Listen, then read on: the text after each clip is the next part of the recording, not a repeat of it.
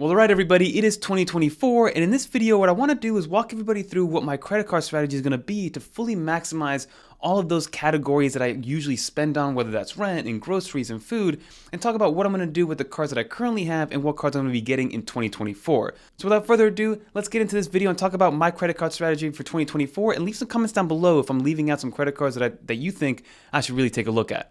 Let's get into it. So two quick things that I want to preface before I get started is that firstly, I am team travel. So I'm going to maximize on the travel side of things. So I'm trying to earn and accumulate these points instead of accumulate cash back. And there's nothing wrong with accumulating cash back. And a lot of people like to set it and forget it on the cash back side. And I love to see that, but I like to maximize the travel side of it and maximize those points. So that's what I'm going to be focusing on with these types of credit cards. And then secondly, this isn't a what's in my wallet. So I don't really want to go over every little nuance in every single card that I'm currently using. Just mostly the cards I'm going to be mainly using to maximize those big categories of spend, like rent, groceries, and food, and things of that nature. And I will be doing a what's in my digital wallet type of video, so definitely stay subscribed because we will be doing that moving forward. But let's quickly get into the credit cards that I currently have and what I've been using in 2023 and before, and then we'll touch on, and then the 2 or 3 credit cards that I'm going to apply to in 2024. So in 2023, I actually upgraded my Chase Sapphire Preferred to my Chase Sapphire Reserve around the middle of 2023, and the main reason I did that is because of twofold. The first one being that $300 credit that you get on all travel, and this is probably the best travel credit that you can get on any credit card because it encompasses so many different travel categories, right? Yes, obviously you have your flights and your hotel stays and your rent-a-cars and things like that, but it also applies to public transportation, right? So anything that involves subways or bus transit or things like that, and then also Ubers and Lyfts and those types of ride-sharing applications, all that falls under that travel category. So if you're somebody that maybe takes 1 or 2 trips a year and you want to use that $300 credit towards a hotel stay or something like that, it works that way. But even if you don't travel and you're somebody that commutes every single day, maybe on the subway or on the bus or on the train, that credit will also apply there. So that's $300 worth of subway credits that you don't actually have to pay for because you are getting it through the value of your Chase Sapphire Reserve. So that's the reason number one as to why I upgraded it. And then the second reason I really got it is because of that lounge access. We do plan on doing some travel, and we did some last year. We plan on doing some more travel this year, and I want to make sure that we have lounge access across the country as well as even internationally. So being able to get that priority pass is going to be key for me, and that alone, those 2 credits, right, the $300 credit and then the priority pass credit for me and somebody else is going to be more than enough to offset that $550 annual fee, and that's without even getting into the things like getting Lyft Pink, which is another $120 a year value, or the Instacart credit that you get, which is $15 a month. So if you guys do want to see a full comparison of that, I will link that video down below if you guys want to see what the Chase Sapphire Reserve gets you. But the main things are going to be that $300 travel credit and then the priority pass, as well as the only priority pass that lets you actually use a dining credit if there is no priority pass lounges in that actual airport.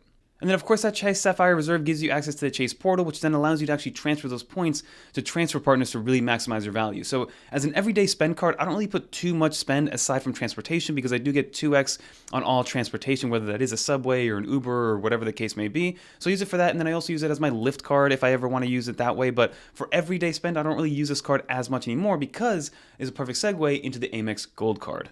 So the Amex Gold Card was our most recent addition, and in full transparency, it is part of our 2-player mode setup. So my wife is the one that actually applied for that Gold Card, but we both use it, and we're both kind of going towards that minimum spend of, I believe it's $6,000 in 6 months to get a $90,000 sign-up bonus, which is going to be amazing. But the Gold Card is going to be pretty much what we use on a day-to-day basis for groceries and food because you do get 4x cash back or 4x membership reward points back per dollar spent on groceries in the US up to $25,000, and then also dining, which is amazing to see. So yes, this does carry a $250 annual fee, but there are many cards out there that give you 4x on dining as well as 4x on groceries. And the grocery piece is what was missing in our setup because we were relying on the Chase Freedom Flex card, which I did do a video on recently, which gives you 5x groceries for an entire year as part of their sign-up bonus. But that year is about to end on my side. So once that ends, then we're going to transfer all of our grocery spend to the American Express Gold because we do get that 4x as part of the actual card itself and not as just part of a sign-up bonus. And again, depending on who you are, $250 for an Amex Gold could be a little bit too steep because something like my Chase Sapphire Reserve or even the Preferred already gives me 3x on dining outside. So it depends on who you are, if you want to use it, if you want to be part of the Amex ecosystem and things like that. But you do get some other credits that help offset that to give you an effective annual fee of $10. But we will do another video kind of going through the Amex Gold in totality to give you guys an idea of what it looks like to really break even or you get even positive value out of that card. But that is going to be our grocery card as well as our dining out card moving forward. And then most people's biggest expense has to be their rent category. So what we did is we actually got the Bilt MasterCard early last year, and that's pretty much all we use it for. Yes, you need a minimum of 5 transactions on that card, so we do smaller transactions, or maybe on the first of the month we will dine out because you get 6x on dining on the first of the month as part of a perk of being a actual Bilt member and a Bilt card holder. But the main reason we got it was to be able to pay our rent. So being able to pay our rent with 0 transaction fees, and then being able to get actual points we can then transfer over to something like a Hyatt or even an American Airlines or things like that is amazing to see. We actually just transferred about 50,000 Bilt points over to Air France during their rent day promotion on January 1st because we did get a 125% bonus because our tier was gold tier. We were able to transfer those 50,000 points over to Air France, which got us about 115,000 Air France points, which was enough for business class for going from the US to Europe for 2 people, which is absolutely amazing. So that value alone is amazing, and this is a 0 annual fee card. So again, we will be doing a full Bilt roundup type of video because Bilt seems to be a travel rewards company that just happens to have a credit card because anybody can sign up for the reward program and start earning points even with a different credit card outside of Bilt. So the Bilt program is an absolutely amazing thing to see, and the fact that it's a 0 fee card is so cool. So I'm definitely going to do a video on that. Definitely leave a comment down below if you guys want to see something like that, but that is what we use the Bilt card for, purely for rent and then some smaller things, and then being able to transfer them to transfer partners at $0. Okay, and the next 2 cards that we do kind of use but more sparingly is a Chase Freedom Flex card for the rotating category spend, which we'll touch on in a second. And then I do have the Chase Business Inc. Unlimited card, which I've been using as a catch-all card. So firstly, with the Freedom Flex, what I like about it is the rotating category. So if you time this up correctly, and I did do a video very recently, you can technically get up to 9x back on groceries to up to $1,500 of spend for Q1 of 2024. So basically how that happens is, right now the rotating quarterly categories includes groceries, so that means that you get 5x back on groceries in Q1 up to $1,500 of spend, which equates to about $75 of cash back or 7,500 Chase Ultimate Reward points. But then also as part of their sign-up bonus, you get 1 year of 5x back on groceries and gas stations up to 60,000 Chase Ultimate Reward points or $600 because technically it is a cashback card. But if you combine it with the Chase Preferred or the Chase Reserve, you can transfer that out to transfer partners.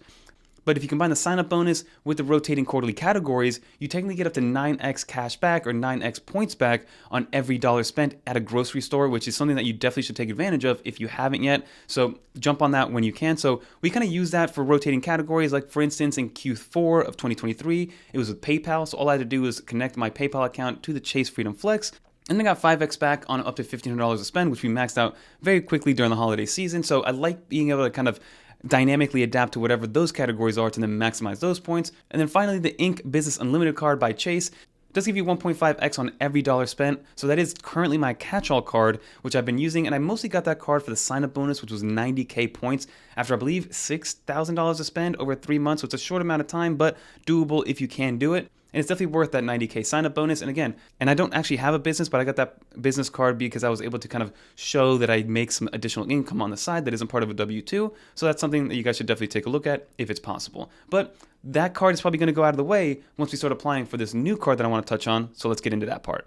So with those cards that I mentioned, I pretty much covered my top 3 categories of spend, which is rent with the Bilt card, and then the Amex Gold covers grocery as well as dining out, and then a combination of the Freedom Flex and then the catch-all card from the Inc. Unlimited kind of rounds up the rest of the big categories that we spend our money on. But what I want to do this year is the first card that I plan on applying for is the Venture X. Now last year I did do the pre-approval process, and technically I was already pre-approved to do that, but I'm waiting to hit the Amex minimum spend before I jump onto another card to do that minimum spend, and that one's going to be my new catch-all card, right? And what I like about the Capital One Venture X card is that it gives you enough value that they're effectively paying you $5 to hold on to the card. So obviously you get the 75,000 sign-up bonus miles, which if there might be a link out there for 90,000 sign-up bonus, if you guys do want to kind of look for that on Reddit, by all means go for it. But you get that, and then you also get a $300 travel credit, similar to the Chase Reserve card, but this one isn't as flexible as the Chase Reserve, but still $300 towards a hotel or towards a flight through the actual Capital One portal. It's something that we'll easily take advantage of. And then every year you get 10,000 actual miles as a kind of anniversary bonus that allows you to exchange that to at least $100 worth of value, giving you that $5 annual fee, or the effective annual fee of $5 in a positive fashion, because the card costs $395 a year. So that is the card that I do want to get as a catch-all card, as well as to take advantage of those travel credits, because it does come with a Priority Pass membership and probably even a Plaza Premium membership, but we already have Priority Pass through the Chase Reserve, so that's not really a big value add for me with this card, but it is still good to have because of the catch-all nature of it, which is a 2 miles on every dollar spent on any category, as well as the travel credit and the anniversary bonus, which is awesome to see. So I do want to get that since I was already pre-approved, and I hear it's kind of tough to actually get approved for that card, so I'll jump on that. And then the next card I want to get is actually by Chase, and it's going to be the first hotel branded card that I ever get, and it will be the Hyatt Card. Now, I kind of want to wait this one out a little bit because there were some rumors that Chase might be releasing, alongside with Hyatt, a more premium version of this card, because right now there's only one version, and it's a $95 annual fee one. I'll probably hold off a little bit before applying to that card to see exactly just what happens, but I do want to get my hands on it with the $95 annual fee. It gives you one free night per year at a category 1 through 4, which could be up to $400 worth of value depending on when and where you use that actual credit for a free hotel night. And then they do promote an actual 60,000 point sign-up bonus, but that's a little bit kind of misleading because the first 30,000 is with a minimum spend of $2,000, I believe, within 3 months, which is a normal sign-up bonus. But then the other 30,000 are pretty much just giving you 2x back on every dollar spent, up to $15,000, which to me doesn't really count. So for me, the sign-up bonus is actually 30,000 points and not 60,000 points. Just make sure you read the fine print whenever you do actually apply for a card like this, because that does happen. So those are the two biggest cards that I want to apply for in 2024.